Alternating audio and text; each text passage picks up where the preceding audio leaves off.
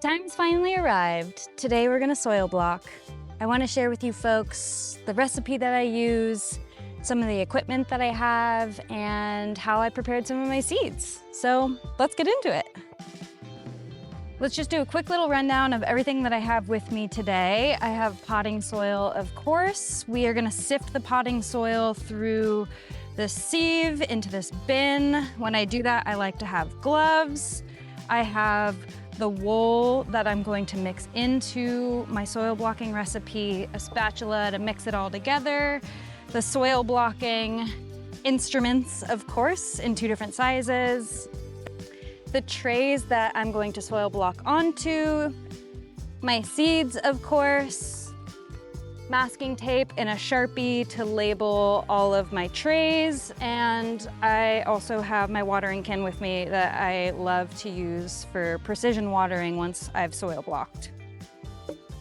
The first step for me is always to sift my potting soil. Potting soil often comes with large chunks of things like wood chips, which we can't have in our soil blocking mix. So I'm going to sift this potting soil through this great metal mesh that I have right into this bin. I like to do this with gloves so I don't get splinters.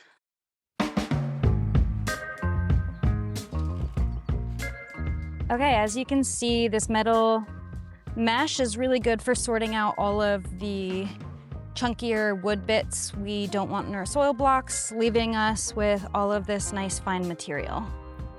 So I'm gonna sift the rest of this bag and then we'll move on to the next step.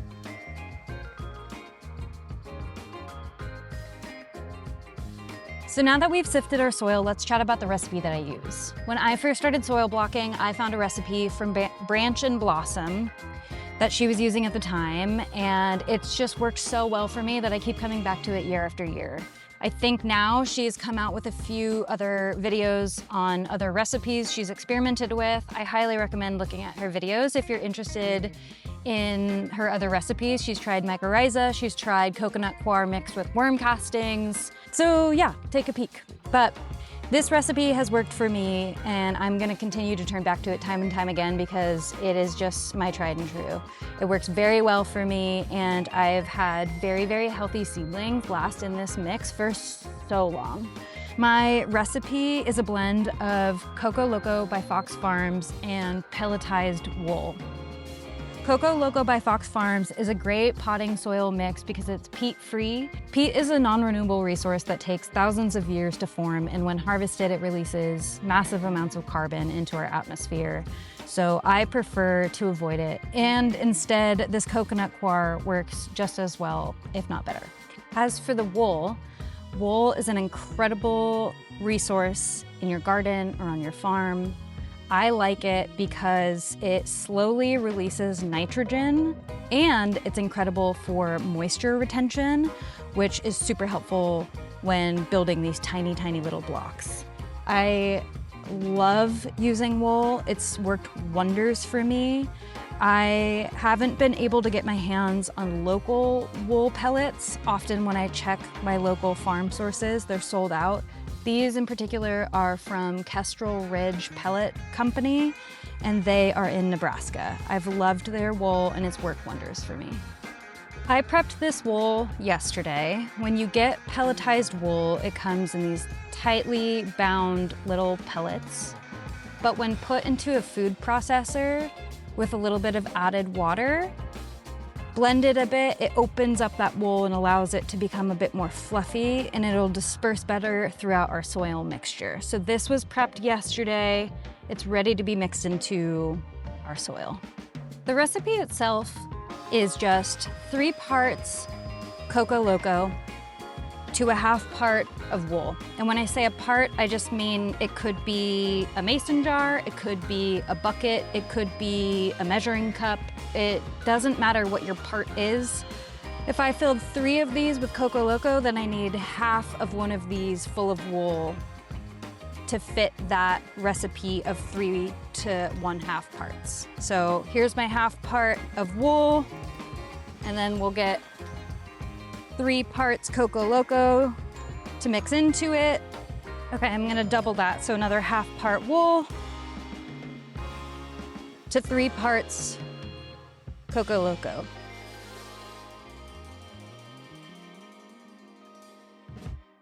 Now we're gonna add a bit of water and mix it all together.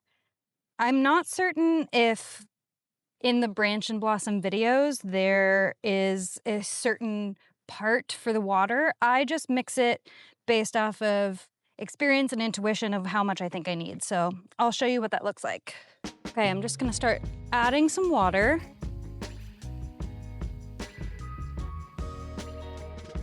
This is when our spatula comes in handy. We're gonna start using it to mix.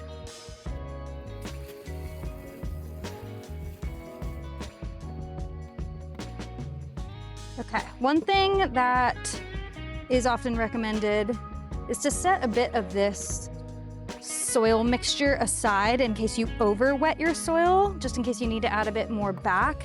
I often don't do that. I often will just add a little bit more potting soil if needed. So this is about the consistency that I like my recipe to be at. You can see how much extra moisture is coming out of this. That's about where I like this to be.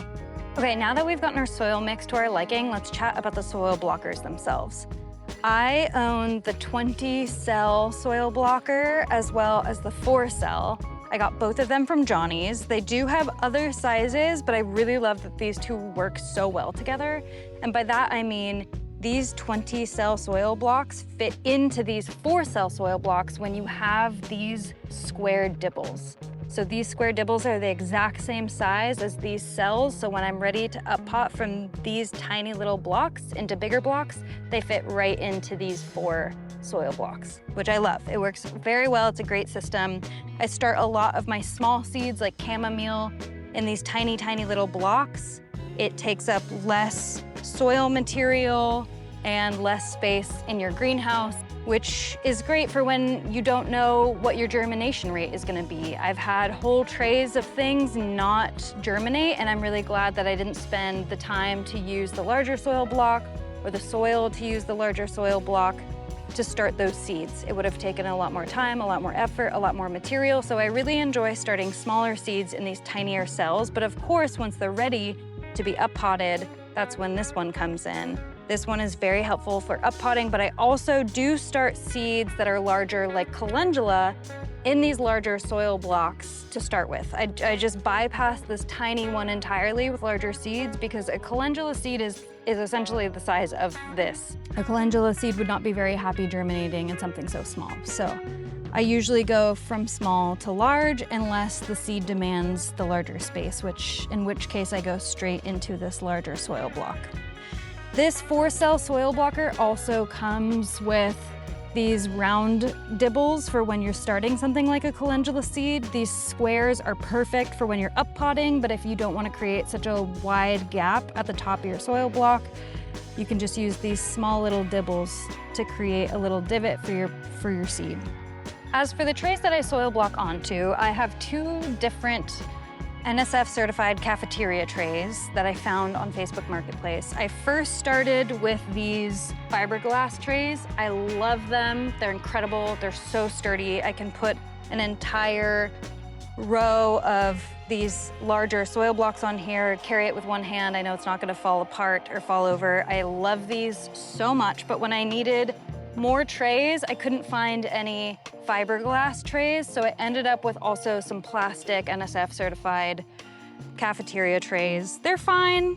There's really no difference. It just feels a little more flimsy, so when I do have an entire tray of these larger blocks, I tend to not carry these trays with one hand. So that's the only real difference and why the fiberglass ones win my heart is because I can be more efficient with the fiberglass, but they both work perfectly fine. I highly recommend looking for used things on Craigslist or Facebook Marketplace if you can. These trays can be very expensive, especially the fiberglass, so I would start there. You can also use other things like metal baking sheets, and if you're just a home gardener and you just want to start a few seeds, you could even use like a dinner plate. Just use whatever works for you. No need to invest in anything fancy. Okay, I think we're ready to soil block. Let's get into it. Okay, let's start with a tray of 20 cells. First, I'm going to make sure I have enough soil in one space to push my soil blocker into. You just start by pushing as much soil into these cells as you can. I like to push down, wiggle around, and then use my scraper to scrape off this excess and do it one more time.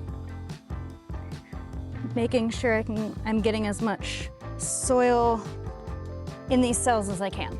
I'm gonna scrape off this excess and use this lever to eject our soil blocks. And there it is. It's that easy. So I'm gonna fill this tray and then we can chat seeds.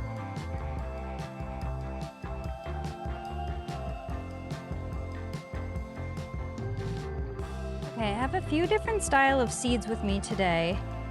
Some are going to be kind of small and fit perfectly into this size soil block, and some are a little larger, and I will use the 4-cell soil blocker on. But let's seed a little bit of meadowsweet into these little soil blocks. As you can probably tell, there's like the tiniest little divot in the top of these soil blocks. I'm just gonna drop one seed into each divot. Another practice I like to implement when I am seeding like this is to have masking tape and a Sharpie and to label each tray so I know what's in it. So yeah, I'm just gonna go ahead, plop these tiny little seeds into these cells, label them, and then I'll show you how I like to use my large soil blocker.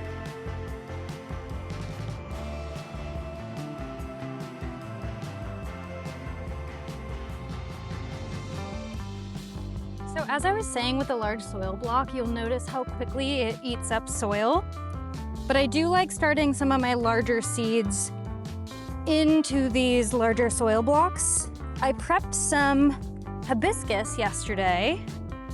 The seeds that I got from Strictly Medicinals recommended using a bit of sandpaper to scarify the seed and then soak it overnight in water.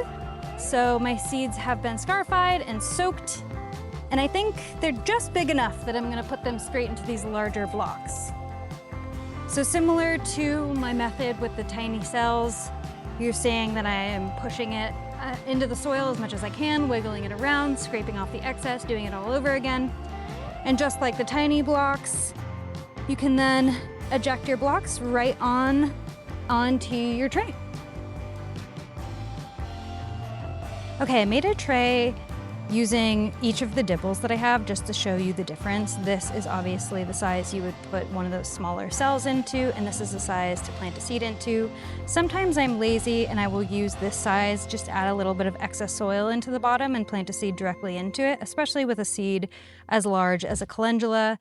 Today I'm gonna plant hibiscus in here. This is way more an appropriate size, but I wanted to give you a look at those two dibble sizes and how they each hold their own separate purpose. I have my scored and soaked hibiscus seeds that I started yesterday. You can tell how much that process already speeds up their interest in germinating. So I'm going to seed these into these soil blocks, and then let's chat watering.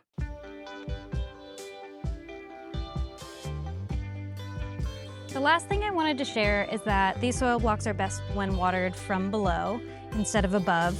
Once your plants have established roots, they can tolerate being watered from above, but I would highly recommend watering from below. By that I mean grab a small little watering can, pour a little water in the bottom of your tray, allow that water to soak from the bottom up. You can tell when they're fully saturated from the glistening look you can see on top of your blocks. After that, just tip out the excess water and let it drain. But otherwise, I think that's it.